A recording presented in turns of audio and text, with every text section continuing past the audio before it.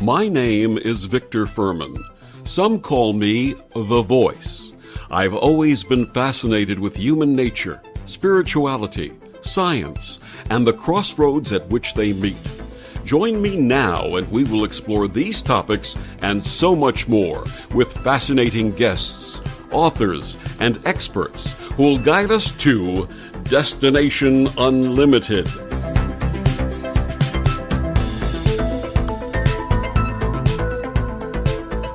You meet someone, you fall in love, and that deep and abiding sense of this is the one for me leads you to the altar.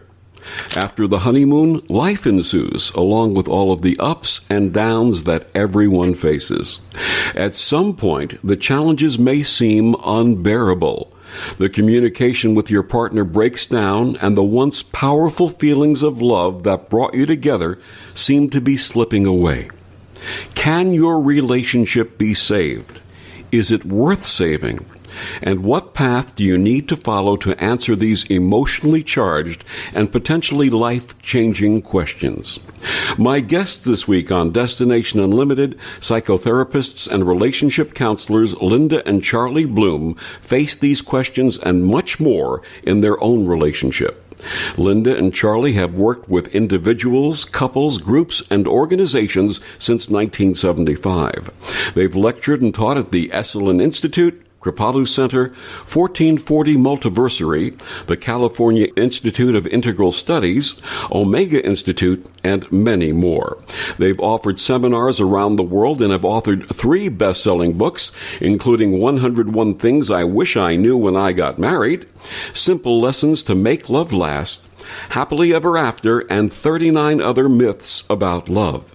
They join me this week to discuss their raw, open, and honest book about their personal relationship challenges and how they address them, That Which Doesn't Kill Us, How One Couple Became Stronger at the Broken Places. Please welcome to Destination Unlimited, Linda and Charlie Bloom. Welcome. I'm so glad you invited us. I'm delighted to be here with you.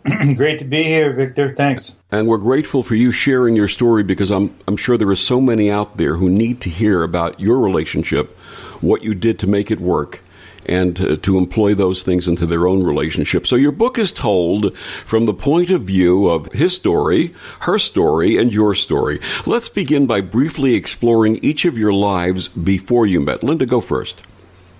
Well, I fell pretty hard for Charlie very early after meeting him, and I was just mad about him, just crazy about him. I thought he was good father material, he was interesting, he was good looking, he had values that I admired, and I fell hard.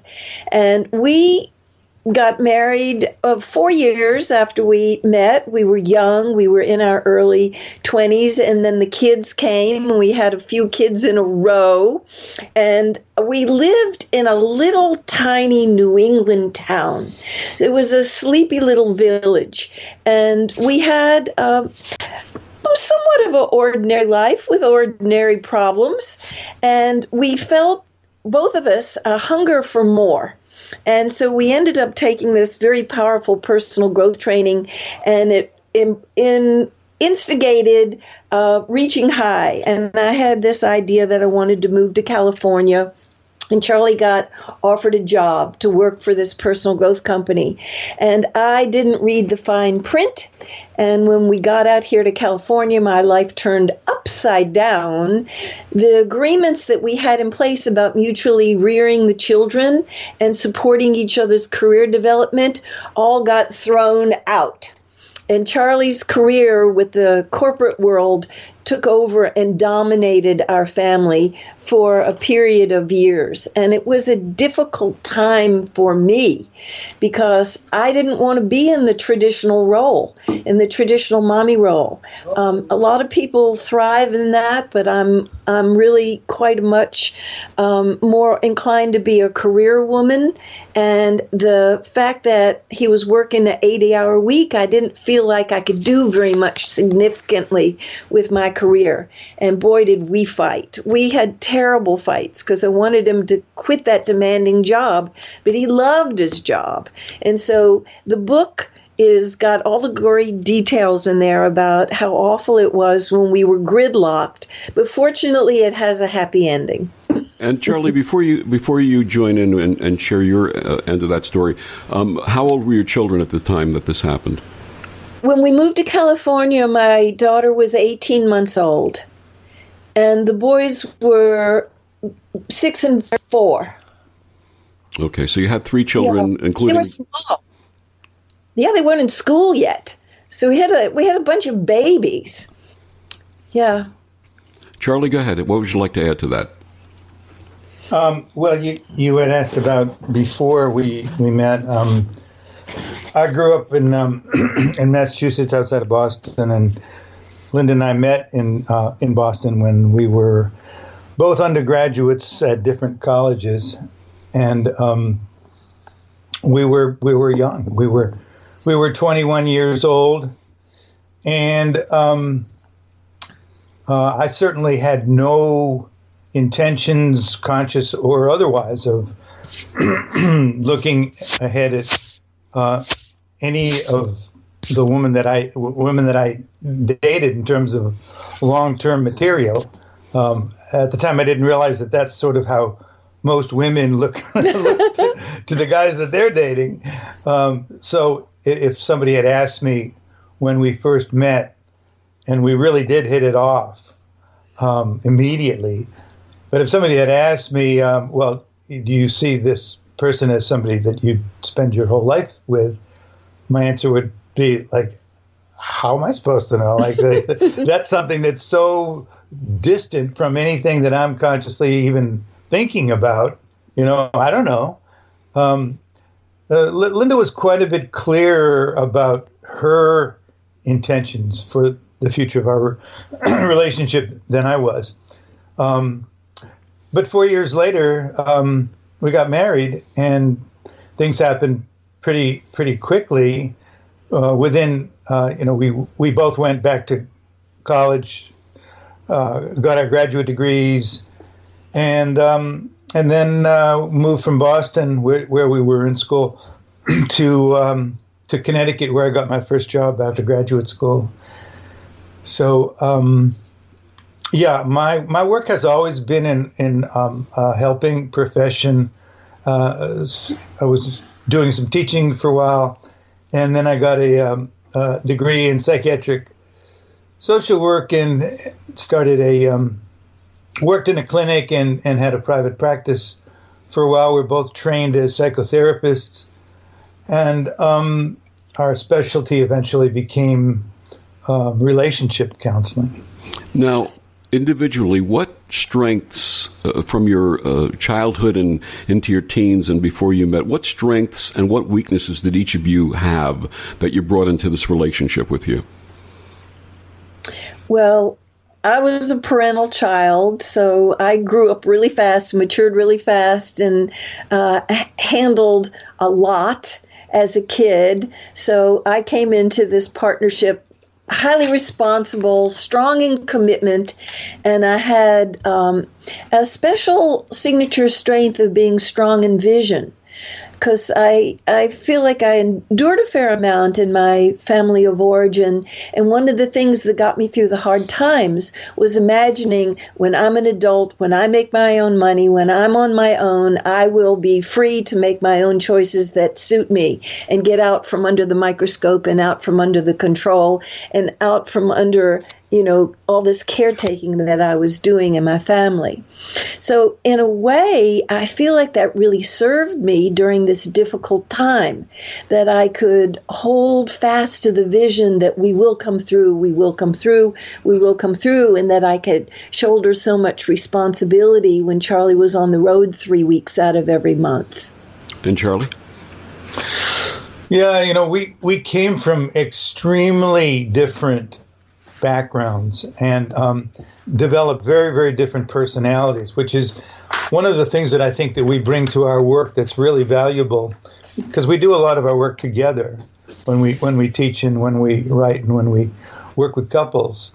So we're able to bring not only the perspective of the male and the female, but different personality traits that we have that are very complementary, but as you probably know, and as I think anybody who's been married any amount of time knows, that those complementary traits can be the very things that drive you crazy. Give me an example. Give us an example, please. Okay, well, Linda's really a very detailed person. She's great at seeing the fine points. She's great at being able to recognize the important details that need to be attended to things, the minutia. And it's wonderful because I'm not. And I have more of a global, broad perspective on things. It's like she calls it having the difference between having eagle vision and having what? Mouse vision. Yeah. She's the mouse, I'm the eagle, and they're both necessary. But what she sees is very different than what I see. And it's very easy to assume that what I see or what one person sees is the perception of reality. And what we have both been incredibly challenged to do over the years is to continually remember that, it's like the story of the blind man and the elephant. Everybody's got a different piece of it, but nobody has the whole piece. Sure. So to remember that, what I'm seeing is valid, it's legitimate, it's accurate, but no more so than Linda's. And hers is no less valid than mine, that we're both seeing different pictures.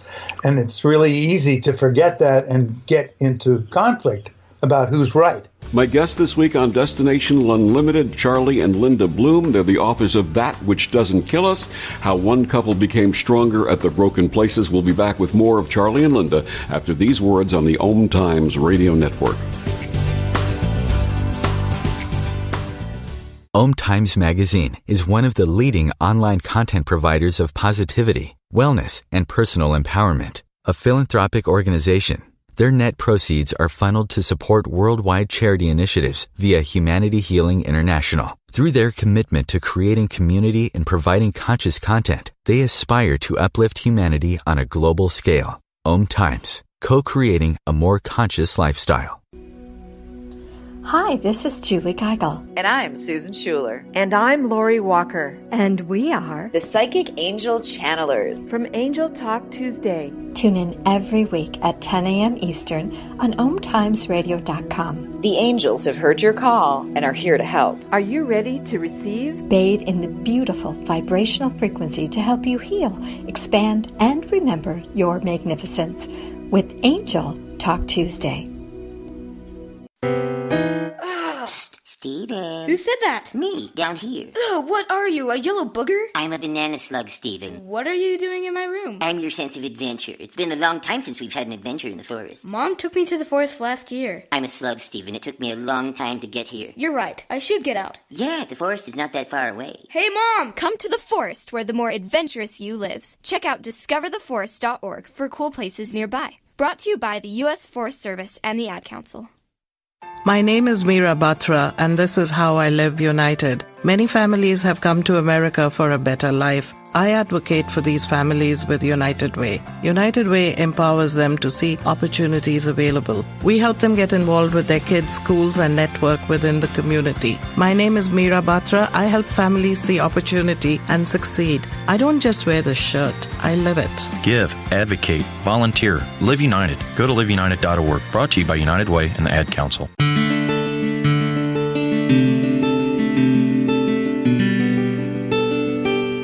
Back on Destination Unlimited, my guests this evening, Charlie and Linda Bloom. They're the authors of That Which Doesn't Kill Us, How One Couple Became Stronger at the Broken Places. And before the break, you were talking about the strengths that you both bring into the relationship. And Linda, you were about to tell us what you bring into the relationship. Yes, I have been called a flaming extrovert because I figure out what I'm thinking and what I'm feeling while I'm talking. And Charlie is quite introverted, and where he goes under stress is he gets quiet and he needs meditation time and he goes inside. And this was a source in the past, not now, a source of conflict for us, because when I was anxious about something or concerned about something or challenged about something, I wanted to process it through and talk about it. And I would often find that Charlie wasn't available. When he was a corporate guy, he was working all the time, most of the time, and I didn't have access to him even by phone when he was on the road, because he worked very long hours and he would just call from the road during a meal break. And it would be so frustrating because we would have this tiny little conversation and I would have just scads of things that I wanted to say. And then when he would come home, he would have been in a class full of 60, 70, 80 people for 5 days, and then he just wanted to be alone and be quiet. And I had been waiting for him to come back all week so I could talk about what was going on with me. And so under the conditions that we lived in New England, when we had more of a sleepy life, not very challenged, not very challenging, not very growth-inducing, the difference didn't show up that much. But when we were stressed by the lifestyle that we were living, when he had the corporate job, the differences really became very apparent, and the discrepancy and the distance between us was high during that time. Let's get back to when you first got together. What were the things that made you fall in love with each other? Well, Charlie, he really was solid in himself. He knew who he was, where he was going, and I admired that I could tell right away he was a low-maintenance guy. So you remember that I talked about being a parental child, and I felt like I was doing a lot of caretaking in my family, and to have somebody that was so independent was really appealing to me. The fact that he was adorable with his blue eyes and tall and buff, attractive, sexy guy, really, I swooned over that, and that we had interests in common. That right from the very beginning, we were talking about service and personal growth and, how do people learn and grow and maintain their gains. And I found that, really compelling, because I was passionate about what I was learning in school, studying anthropology and sociology, and there was enough overlap in our interests, not just activities, but the mental interests, that I felt very, very drawn to him. And I sometimes think about the day we met when his wallet fell open and I saw the baby picture of his little sister at 3 years old. Beautiful baby picture with her curly hair. And when I looked at that picture, I said, this is such a good man. This is good father material. He's carrying his little sister's baby picture in his wallet. Wonderful. And Charlie? Yeah, that's a really good question, and it caused me to kind of reflect on what was it exactly. And the thing that first came to my mind was Linda was obviously a very no BS person, and that she wore her feelings on her sleeve, and I tended to be a lot more circumspect in terms of revealing what was going on with me, but she was right out there. She was very authentic and expressive about what mattered to her, and I could tell that we had similar values. And one of the things that I picked up on right away was that she was really into me.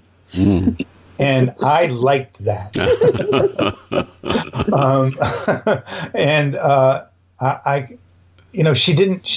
I tended to be a lot more of a cool customer in terms of revealing my desires and needs and preferences. I didn't want to give people too much information about my inner life, and she was the opposite. And there's a part of me that really knew that would be good for me, to have that influence in my life. And, I really did love the feeling of being cherished by her, and I could tell early on, just like that I meant a lot to her, and I had my own issues with my own attractiveness or my own desirability or my own value, and it's like, boy, she just really challenged a lot of my own self-doubts and insecurity. And that's one of the ways in which both Linda and I have come to, the subtitle of the book is How One Couple Became Stronger at the Broken Places. And we both learned how to mine the gold that each one of us brought to each other to repair and heal the broken parts in ourselves that we brought into the relationship. Absolutely. And that was probably the most compelling aspect of my attraction to her. So you have this wonderful couple, the old opposites attract applied here. Yeah. You had this wonderful relationship. Yeah. Children came. You had the move to California, and then the issues started. What were the first warning signs that your marriage was in trouble? Oh, my irritability. I was so resentful. I used to call his job the mistress. I said, you love her more than you love me. You spend more time with her than you do with me. I feel like the old shoe cast aside. I was so resentful about how in love with his job he was. It was really compelling. And I had a lot of ambivalence about it because on the one hand, I was admiring the incredible transformative experiences that he was catalyzing in these personal growth trainings. And I was fascinated by that because it's such a strong area of interest for me and always has been. But on the other hand, it was just too much of a good thing, that it was so wonderful for him. And I remember him saying a few times, I've never wanted anything more. And he was talking about his job, about finding job charming. And I would feel like, well, what am I, chopped liver? Do you know? And I would feel so devalued. And it was grating on me. It was irritating to me. And I know that some women do it better. Some women are much more independent, and some women, don't need as much connection time. They don't need as much acknowledgement as I do, but I'm a real connector. And so my irritability and resentment was spilling out all over, and it was a big red flag that we were in trouble. Charlie? Mm-hmm. Yeah. Well, Linda noticed it quite a bit earlier than I did, but she did bring it to my attention, and I was so enthralled and enamored with my new career. I had been working as a psychotherapist for a few years, and now I was facilitating large group seminars, and there's something that's incredibly compelling about being in the front of the room with a whole room full of people who are relating to you as an expert. And I felt like I was so enthralled with that I really was underestimating just how wounded our relationship was becoming because I was neglecting it. I was just so caught up in my new career, and rationalizing that, this is not going to last forever, and I really need to give this my all. And at some point, hopefully in the not too distant future, I'm going to, we'll be able to have a more conventional life. But we did eventually, but it was over 5 years of going through increasing difficulty, suffering, and symptoms that were showing up in our relationship, in the family, with the kids, that were becoming increasingly harder to deny. And at some point, things came to a head. Did you seek individual or couples counseling? We didn't. And there's a reason that we didn't.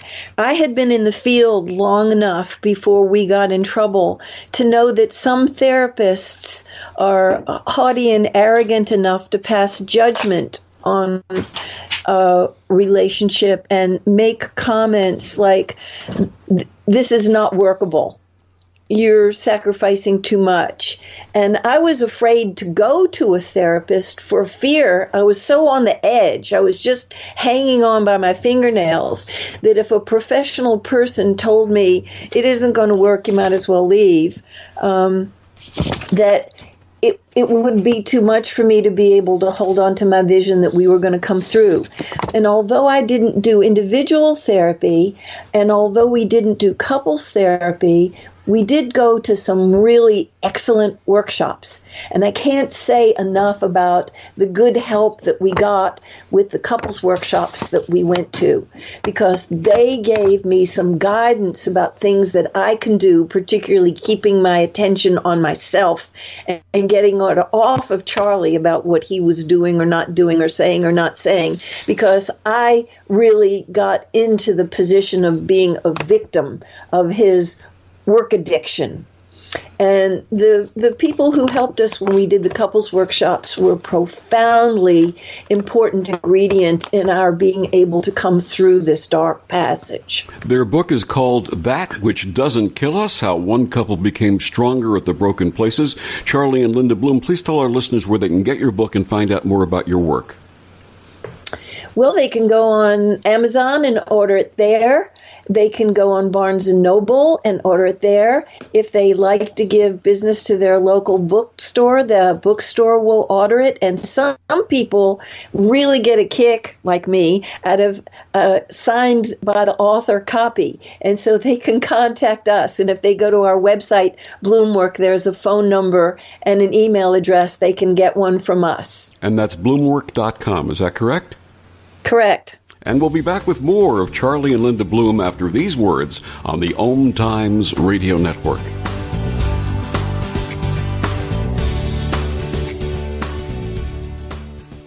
This is OTR FM, part of the IOM Radio Network. Are you in an interfaith relationship and thinking of getting married? For 18 years, Reverend Laurie Sue Brockway has been creating personalized, loving, and romantic ceremonies for couples of all faiths and cultural backgrounds. Reverend Laurie Sue's sensitivity to the needs of interfaith couples is reflected in the compassionate and inclusive way she addresses the concerns of parents and families. Reverend Laurie Sue is also the author of several best-selling books on interfaith weddings and wedding vows. Selected as one of the top interfaith officiants by New York Magazine, Reverend Laurie Sue serves couples in the New York metropolitan area and beyond. Find out more at her website, yourinterfaithwedding.com.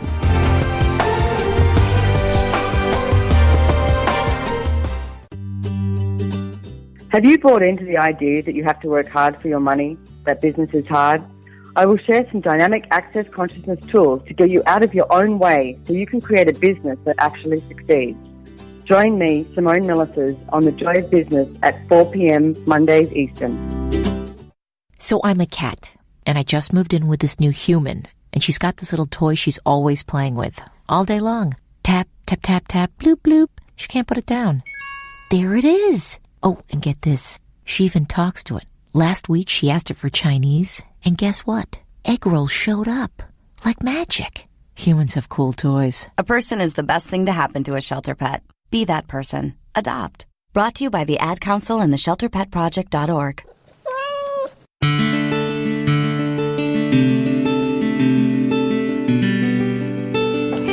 Back on Destination Unlimited, my guests this evening, Charlie and Linda Bloom, the authors of That Which Doesn't Kill Us, How One Couple Became Stronger at the Broken Places.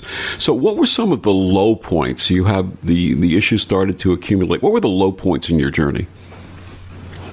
Well, there was a time when Charlie came home from having taught a course, and I was just hanging on till we could spend some time together. And he told me that he and one of the other trainers in his department were both going to take their sons on a camping trip. And I had been anxious to see him, but I thought, well, that's a beautiful thing, the father-son thing. I need to get my preference out of the way. But I asked him, would you at least call and talk to me on the phone, because I've missed you so much. And he was away for some days, and I never got a call. And every day I was getting more agitated, and more agitated. And when he finally called, he put our son on the phone, and I talked to him, and I put Dad back on, but my son hung up. And by the time Charlie came back from the camping trip, I had locked the bedroom door, something that I had never done before. And I had put a sign on it that said, "Go to a hotel, I'm done." And to Charlie's credit, he didn't leave and go to a hotel. This was a few years into the stress of his demanding schedule, because I think if he had left that night when I was so agitated, that could have been the last moment for us. I just was at my wit's end. But he talked to me through the door he talked to me through the door for a long time before I finally opened it, and he put his arms around me, and he said we were so far deep into the woods there was no phone anywhere. I couldn't possibly call you, because what I had made up in my mind is that he hadn't bothered to call, that I was just, insignificant. I wasn't even on his priority list. And I had convinced myself of that because of all the evidence that I had in the file that I was keeping on him. The expression you just used, "so far deep in the woods," that's really where you were coming from. Yeah, I was lost in the woods too. He was camping in the real woods. I was just losing my path and losing my way.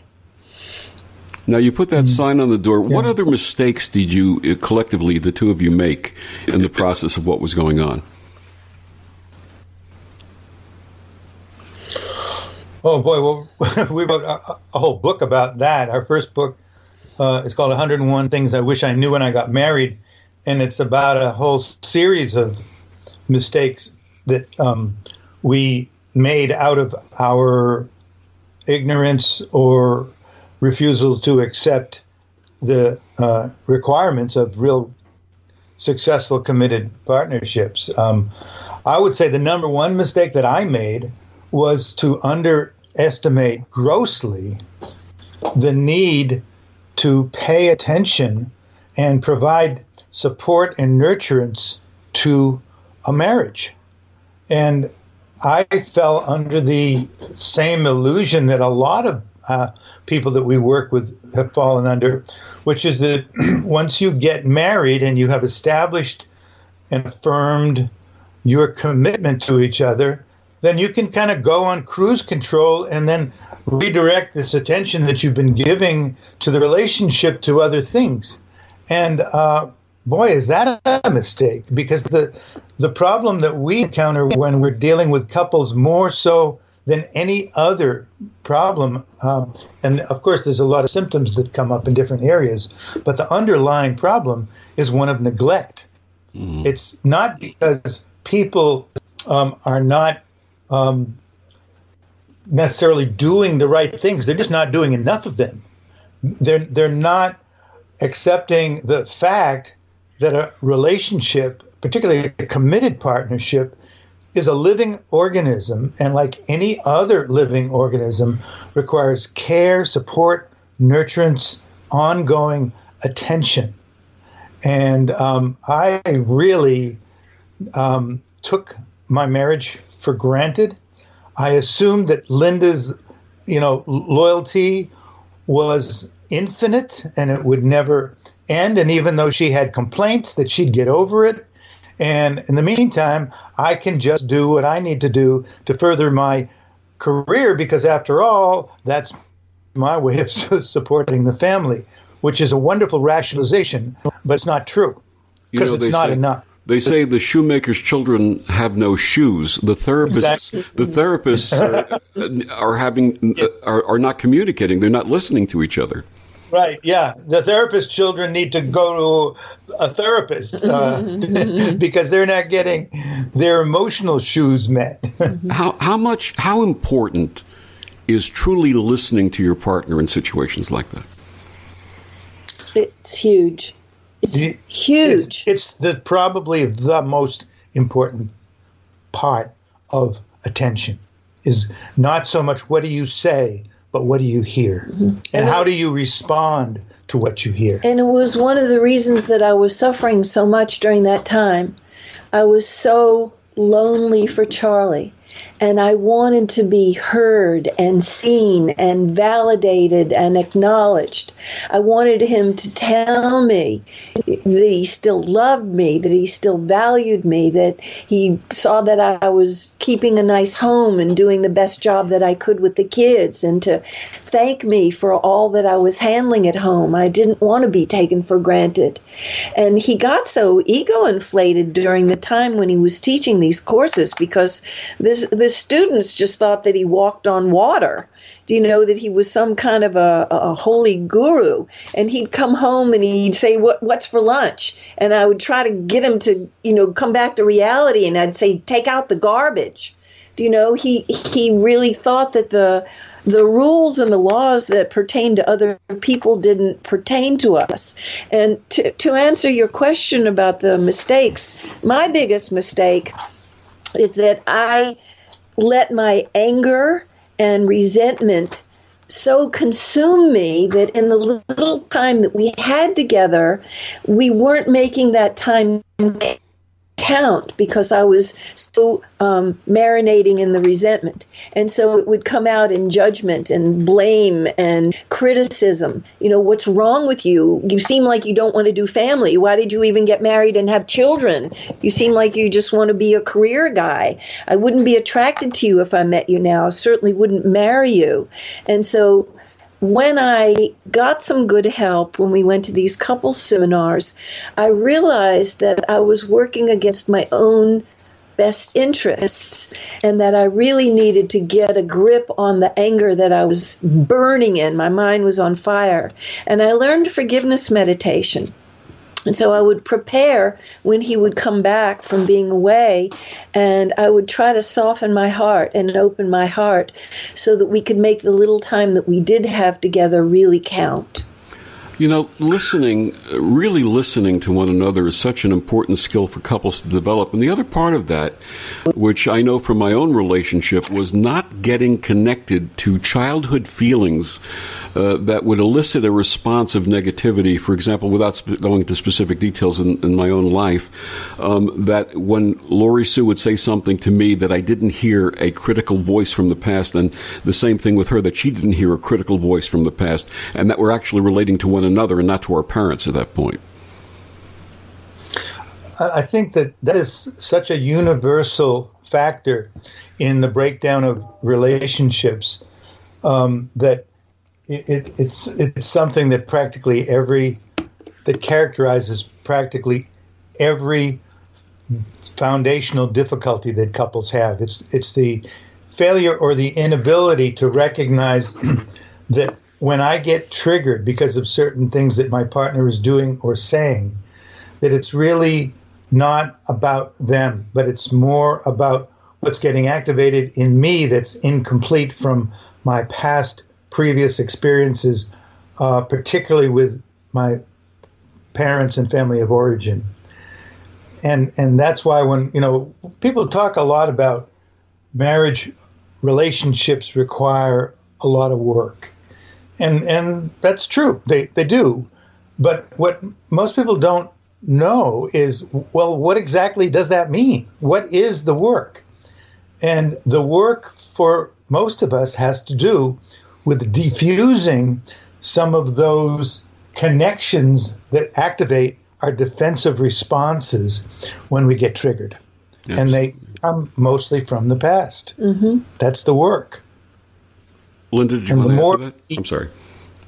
Yes. Well, just the more that we can take that on seriously, the less activated we're going to be when those triggers get ignited. And the triggers don't necessarily stop, but when we become more conscious of where they're coming from, our reactivity towards our partner diminishes. And not being listened to and not being heard activated old family of origin pain for me about being ignored and being saddled with a lot of responsibility. Just handle it, and I don't want to hear any complaints about it. So I was being rewounded in the place that I was already sore.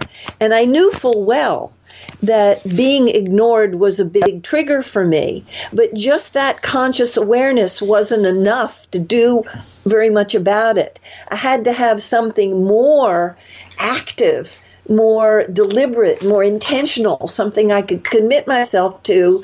The awareness wasn't enough. It was a good beginning, but I needed the forgiveness meditation and to cultivate the warm heart of compassion and to hold him not as a bad man or a selfish man or an egoed out man, inflated guy, to see that he was just lost. How important is it for couples individually to express their needs to one another?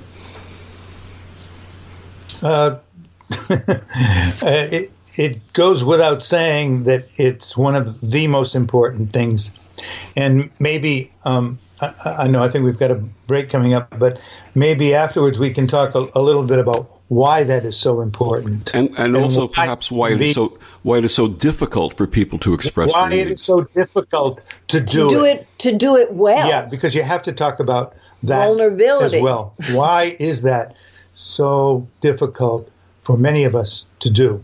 And what can we do to get over that? My guests are Charlie and Linda Bloom. They're the authors of That Which Doesn't Kill Us, How One Couple Became Stronger at the Broken Places. We'll be back with Charlie and Linda after these words on the OMTimes Radio Network.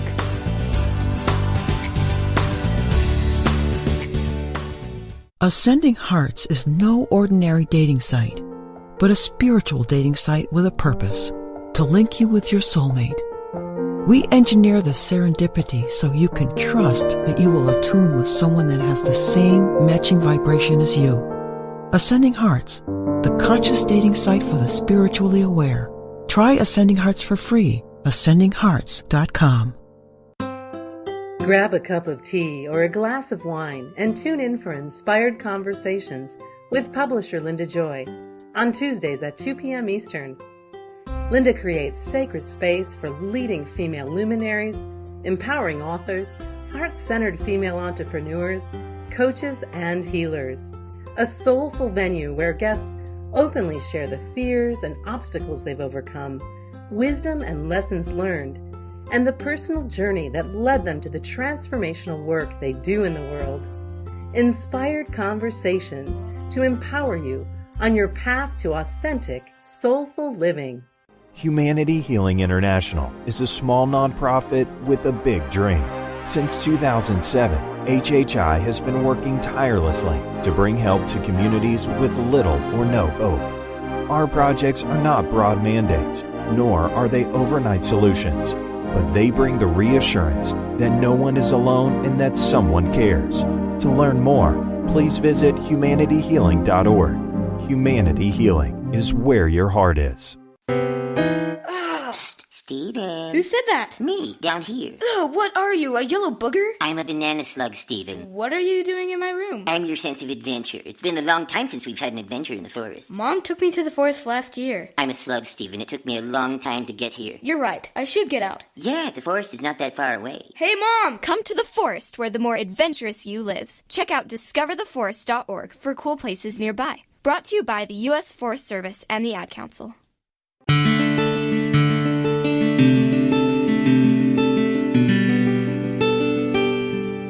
Back on Destination Unlimited, my guests this week, Charlie and Linda Bloom. They're the authors of That Which Doesn't Kill Us, How One Couple Became Stronger at the Broken Places. So before the break, we were talking about how important it is for each person in a relationship to express their needs. And sometimes it's really difficult, isn't it? Sometimes it's scary because you have to get vulnerable when you talk about your needs. And I got myself into all kind of trouble when I was coming with tone in my voice, when I was demanding or commanding, and that does not invite cooperation from the other person to try to meet some of your needs. And when I could get a grip on myself and I could say, I'm lonely for you, I feel so disconnected, we need to get off the merry-go-round, stop the world and all the demands that are on us. And when the kids go off to school, I just want to be alone with you. I need some quiet time with you. And if you need to go and be by yourself for a little while first so you can bring your full self to me, that I would say it in a gentle way and not a demanding way. And that would be scary for me to do because I might be refused. And I saw refusal as rejection. And when we had an agreement in place that we would use the refusals sparingly and that we would always give a rain check if we had to say no, but we weren't really available to come full heart. And at the first possible moment, he would try his best to be there with me in a meaningful way so we could be emotionally and physically hooked up with each other. Because I was suffering and he was suffering because of my judgment about his absences. And so we learned to make the time count when I could speak from that vulnerable, risky place about what I needed from him to carry on one more week. Sometimes emotional availability is even more important than physical availability, isn't it? Yes. Yeah, I would say that a lot of the time when people are looking for a deeper, more intimate connection, the impulse is to go towards a physical, sexual connection, which can be fine, but it's not necessary. If what you really need at the time is an emotional connection, it may require something different and something more than just initiating a physical connection. Because if it's a deep emotional connection, then a physical or sexual connection can be satisfying briefly, but at the end, you're going to be left with the same feeling of incompleteness if you haven't really gone to that place of deep, true, intimate, emotional, vulnerable connection. Can all marriages be fixed? No, not all marriages should be fixed. There really are some couples who are mismatched pairs. And we sometimes have couples come to us who they've been suffering for a long time, and they're reluctant to put the time and effort into their possible repair of the relationship because they say, well, we may end up splitting up anyway. What's the point of doing these months of couples counseling? And I tell everybody the same thing. It's going to serve you even if your relationship doesn't make it in your relationships in the future, so you don't take the same unskillful patterns with you into the future. And this breakdown might end up being a breakthrough instead of a breakup if you do your own work. And if both of you are doing your own work and learning your skills, up-leveling your skill set, and cultivating the qualities that you need to strengthen in yourself to be eligible for a healthy, wholesome relationship, you can only win. Even if you decide at the end of that time that you're not meant to be together, you can let go with some loving kindness, not taking parting shots at the other person. And you won't be haunted with the if-onlys. We had done that couples counseling or we'd taken that workshop. If I had only done my work. Because sometimes people leave a relationship and you know what the statistics are for the second marriages. They're worse than the first. The first marriage is 50% of them not making it. And at the second marriage, the 60% are not making it. So they're still not learning about the skills and the qualities. You know, it's interesting. You talked about the first marriage breaking up and the second marriage not working out. There's a fascinating story I heard on CBS Radio recently about an Ohio couple who, after many years of marriage and 8 kids, found that their relationship was so untenable that they divorced.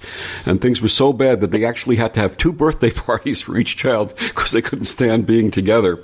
And they shared that each of them independently after the divorce sought counseling, she for depression and he for alcoholism. alcoholism, and that eventually they were able to be around each other.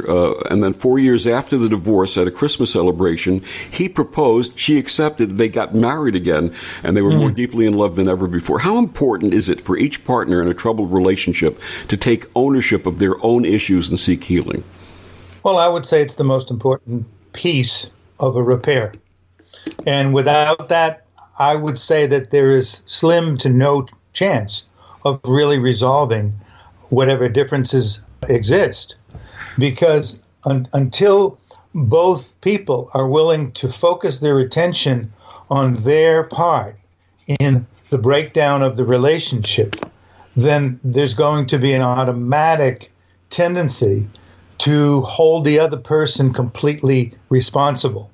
And the problem with that isn't just that it's not true, because in every, and I mean that without exception, in every case that we've ever dealt with, both people have played some part in the breakdown, even though, I mean, it's not necessarily 50-50. But even if it's 95-5, the challenge is always to look at what's my part here?